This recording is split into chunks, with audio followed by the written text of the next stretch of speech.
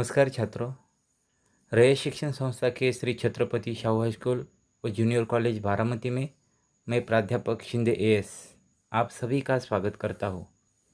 आज मैं आपको विषय हिंदी युवक भारती कक्षा 11वीं के पाठ्यपुस्तक का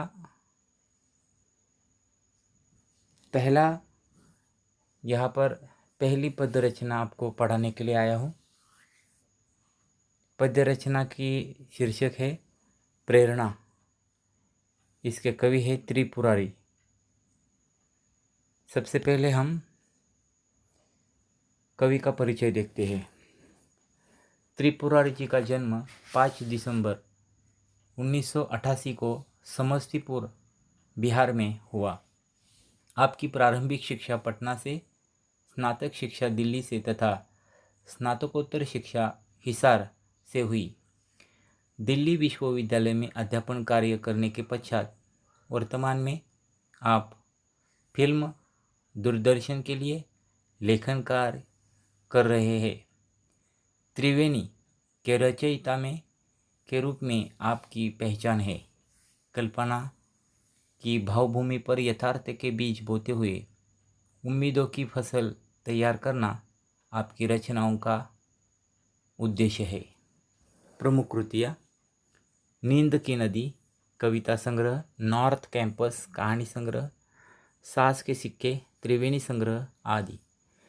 काव्य प्रकार: त्रिवेणी एक नए काव्य प्रकार के रूप में साहित्य क्षेत्र में तेजी से अपना स्थान बना रही है। त्रिवेणी 3 पंक्तियों का मुक्त छंद है। मात्र इन 3 पंक्तियों में कल्पना तथा यथार्थ की अभिव्यक्ति होती है। इसकी पहली और दूसरी पंक्ति में भाव और विचार स्पष्ट रूप से झलकते हैं और तीसरी पंक्ति पहली 2 पंक्तियों में छिपे भाव को नए आयाम के साथ अभिव्यक्त करती है। सामयिक स्थितियों, रिश्तों तथा जीवन के प्रति सकारात्मकता त्रिवेणी के प्रमुख विषय है। काव्य परिचय देखिए। प्रस्तुत त्रिवेणियों में कवि ने मनुष्य के जीवन में माँ के ममत्व और पिता की गरिमा को व्यक्त करने के साथ ही जिंदगी की आपाधापी में जुटे माता पिता से बच्चों को स्नेह भी टुकड़ों में मिलता है, इस सच्चाई को भी उजागर किया है। निराशा के बादलों के बीच आशा का संचार करते हुए कवि कहते हैं कि ठोकर खाकर जीने की कला जो सीख लेता है, दुनिया में उसी की जय जयकार होती है। सुख दुख की स्थिति में स्थिर रहना ही मनुष्य की सही पहचान है। अब हम कविता की ओर आते हैं। कविता की पंक्तियाँ मैं पढ़ाकर इसका विश्लेषण आपको बताऊंगा। देखिए, कविता की ओर हम आते हैं। माँ मेरी बेवजह ही रोती है, फ़ोन पर जब भी बात होती है।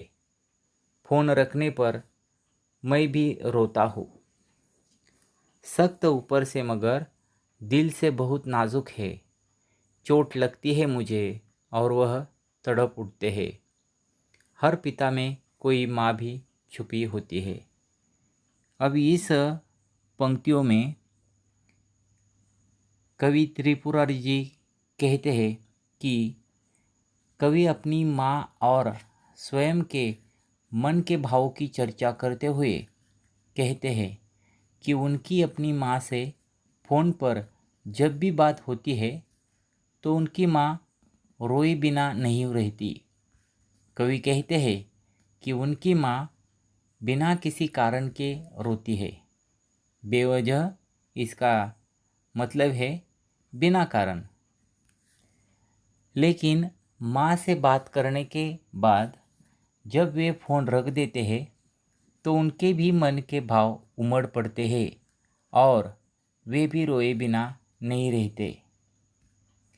कवि पिता के कोमल दिल की बात करते हुए कहते हैं कि हर पिता में छुपे तौर पर एक माँ की ममता भी होती है। अपने बालक को कष्ट में देखकर उसका दिल भी तड़प उठता है। कवि कहते हैं कि पिता ऊपर से देखने में सख्त लगते हैं, लेकिन पिता का दिल बहुत नाजुक होता है। बच्चे को आहत होता हुआ वह नहीं देख सकता या तड़पता हुआ नहीं देख सकता। आगे की पंक्तियाँ देखिए। मेरे ऑफिस में महीनों से मेरी दिन की शिफ्ट, तेरे ऑफिस में महीनों से तेरी रात की शिफ्ट। नन्हे बच्चों को तो टुकड़ों में मिले हैं माँ बाप, उगते सूरज को सलामी तो सभी देते हैं, डूबते वक्त मगर उसको भुला मत देना। डूबना उगना तो नज़रों का महज धोखा है। चलते चलते जो कभी गिर जाओ, खुद को संभालो और फिर से चलो, चोट खाकर ही सीख मिलती है। अब यहाँ पर 3 पंक्तियों में यहाँ पर जो भाव छिपा है मैं आपको बताऊंगा। देखिए, कवि कहते हैं कि आधुनिक नौकरी पेशा पति पत्नी ऑफिस में अलग अलग शिफ्ट में होने के कारण एक साथ अपने नन्हे बच्चों से मिल नहीं सकते या बच्चों से न मिल पाने की असमर्थता की चर्चा करते हुए कवि कहते हैं कि पति की महीनों महीनों दिन की शिफ्ट रहती है और पत्नी की महीनों महीनों रात की शिफ्ट रहती है। इसके बावजूद वे एक साथ अपने नन्हे बच्चों से नहीं मिल पाते। अपनी इस व्यवस्था के बारे में सोचते हुए उन्हें लगता है कि उनके नन्हे बच्चों को माँ बाप जैसे टुकड़ों में मिलते हैं, अर्थात दिन में बच्चों के साथ माँ तो रात को उनके साथ पिता रहते हैं। अगले पंक्तियों में देखिए, उगते सूरज को सलामी तो सभी देते हैं, डूबते वक्त मगर उसको भुला मत देना। डूबना उगना तो नज़रों का महज धोखा है। अब इस पंक्तियों में कवि कहते हैं कि उत्थान और पतन तो एक स्वाभाविक प्रक्रिया है। उत्थान के बाद पतन और पतन के बाद उत्थान का क्रम चलता ही रहता है। सूर्य उदय होता है और अस्त होता है, मगर अस्त होना उदय होने का ही लक्षण है। इसलिए उदय होना और अस्त होना दोनों का महत्व समान है। अतः पतन के समय किसी का तिरस्कार नहीं करना चाहिए। आगे की पंक्तियों में देखिए, चलते चलते जो कभी गिर जाओ, खुद को संभालो और फिर से चलो, चोट खाकर ही सीख मिलती है। इस पंक्तियों में कवि कहते हैं कि असफलता में ही सफलता छिपी होती है। इसलिए प्रयास करते करते कभी असफल हो जाए तो निराश न हो, फिर से प्रयास करें, चोट खाकर ही सीख मिलती है। इस बात को हमें सदा याद रखना चाहिए। अब आगे की पंक्तियाँ देखिए। चाहे कितना भी घनघोर अंधेरा छाया, आस रखना कि किसी रोज उजाला उजाला होगा। रात की कोख ही सुबह जन्म लेती है। कर्ज लेकर ऊपर उम्र के लम्हों से बो दिए मैंने बीज हसरत के, पास थी कुछ जमी ख्यालों की। अब यहाँ पर कवि कहते हैं कि मनुष्य को विपत्तियों से घबराना नहीं चाहिए। उसे हमेशा यह बात ध्यान में रखनी चाहिए कि यह स्थिति हमेशा ऐसी ही नहीं रहेगी। किसी न किसी दिन अंधेरा हटेगा और उसके बाद उजाला अवश्य आएगा। जैसे रात के बाद सुबह होती है, वैसे ही विपत्तियों के बाद अच्छे दिन अवश्य आते हैं। कर्ज लेकर उम्र के लम्हों से बो दिए मैंने बीज हसरत के, पास थी कुछ जमी ख्यालों की। कवि कहते हैं कि अरमानों और आकांक्षाओं को पूरा करने के लिए प्रयास करने की कोई निश्चित उम्र नहीं होती। इसलिए कभी कभी प्रयास किए जा सकते हैं।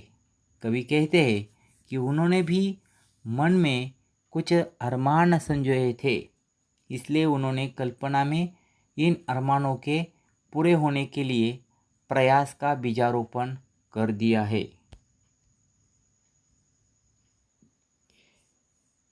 आगे देखिए, ये न सोचो कि ज़रा दूर दिखाई देगा, एक ही दीप से आगाज ये सफ़र कर लेना। रोशनी होगी जहाँ पर कदम रखोगे। अपनी आँखों में जब भी देखा है एक बच्चा सा खुद को पाया है। कौन कहता है उम्र बढ़ती है। आंसू खुशियाँ एक ही शय है, नाम अलग है इनके। पेड़ में जैसे बीज छुपा है, बीज में पेड़ है जैसे। एक में जिसने दूजा देखा वही सच्चा ज्ञानी। चाहे कितनी ही मुश्किलें आए, छोड़ना मत उम्मीद का दामन, ना उम्मीद तो मौत है प्यारे। अभी इस पंक्तियों में कवि कहते हैं, पहले पंक्तियाँ देखिए। यह न सोचो कि ज़रा दूर दिखाई देगा, एक ही दीप से आगाज ये सफ़र कर लेना। रोशनी होगी जहाँ पर भी कदम रखोगे। यहाँ इस पंक्तियों में कवि कहते हैं कि अधिक साधनों की उम्मीद में किसी काम की शुरुआत करने के लिए रुके मत रहना। जितने भी साधन हमारे पास उपलब्ध है, उतने में ही उसकी शुरुआत कर लेनी चाहिए। अगर उसे शुरू कर दोगे तो साधन अपने आप आते जाते रहेंगे। ऐसे लोगों के लिए विकास का मार्ग प्रशस्त हो जाता है। यानी रोशनी होगी जहाँ पर भी कदम रखोगे वहाँ पर। आगे देखिए, अपनी आँखों में जब भी देखा है एक बच्चा सा खुद को पाया है। कौन कहता है उम्र बढ़ती है। कवि कहते हैं कि वे वयस्क भले ही हो चुके हैं, पर उनके अंदर का बचपना अभी भी उनके साथ बना हुआ है। वे कहते हैं कि आज भी उस बचपन को महसूस करते हैं। वे कहते हैं कि इतनी उम्र में भी बचपना उनके अंदर है, तो लोगों का यह कहना गलत है कि आदमी की उम्र बढ़ती रहती है।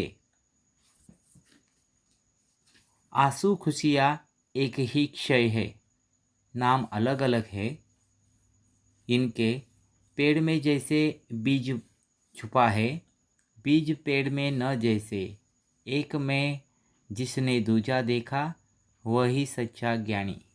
अभी इस पंक्तियों में कवि कहते हैं कि खुशी और दुख दोनों में कोई भी अंतर नहीं है, या कोई भी अंतर नहीं होता। दोनों एक जैसे ही रहते हैं, केवल दोनों के नाम अलग अलग है।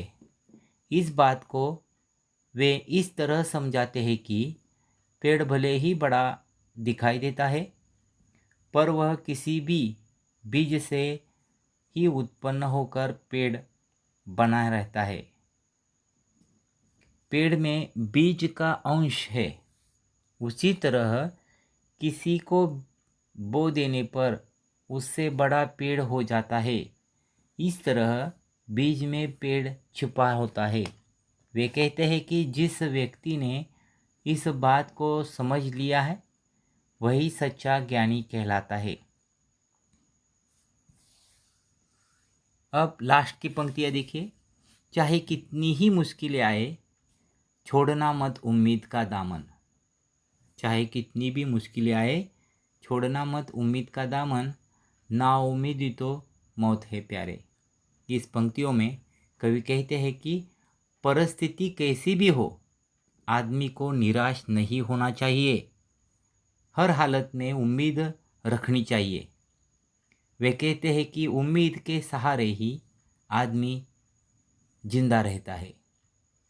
जो व्यक्ति नाउम्मीद हो जाता है या निराश हो जाता है, वह जीते जी मृतक या मरे हुए आदमी के समान होता है।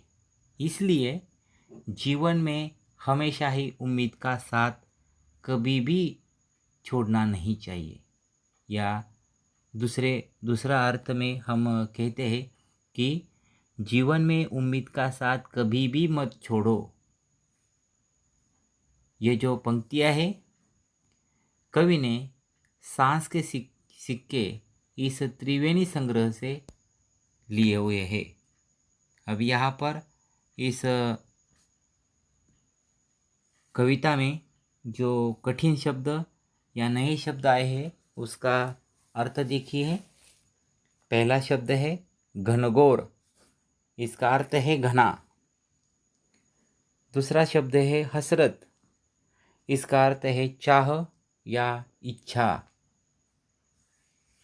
आगे का शब्द है आगाजे सफर, इसका अर्थ है यात्रा का आरंभ, यानी यात्रा का आरंभ। क्षय, इसका अर्थ है वस्तु या चीज। धन्यवाद। अब यहाँ पर यह पाठ समाप्त होता है। हम अगले लेक्चर में दूसरे पाठ की ओर देखेंगे। धन्यवाद।